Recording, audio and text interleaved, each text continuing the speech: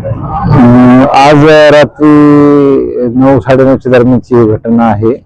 गाडीचा धक्का लागण्याच्यावरून काही युवकांमध्ये भांडण झालं आणि त्याचं पर्यवसन मारामारीमध्ये झालेलं आहे।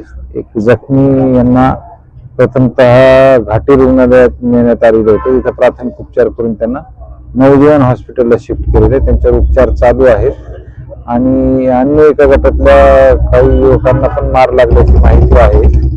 तर दोन्ही प्रकरणांमध्ये आम्ही दोन्ही ठिकाणी आमचा फोर्स पाठवलेला आहे।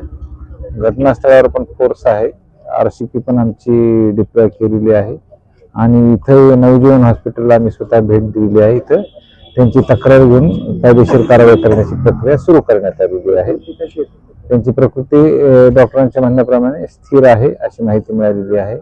उपचार सुरू आहेत त्यांच्यावर। सध्या तरी इथे एक जखमी आहे आणि त्यांच्याबरोबर महिला होत्या, त्यांना पण मार लागलेला आहे अशी माहिती आहे। त्यांच्याबरोबर त्यांचे एक भाऊ होते, त्यांनाही मार लागलेला आहे अशी माहिती आहे आणि समोरच्या गटामधील एक जणाला जास्त मार आहे आणि एक व्यक्ती आहे त्यांना किरकोळ मार आहे अशी माहिती मिळते। अगदी प्राथमिक स्वरूपाची माहिती आहे, अजून सविस्तर माहिती घेऊन आम्ही दोन्ही ठिकाणी जात आहोत। या ठिकाणी तर पोहोचलोय, गुन्हा दाखल करण्याची प्रक्रिया पण सुरू आहे। दुसऱ्या ठिकाणी पण आम्ही टीम पाठवलेली आहे।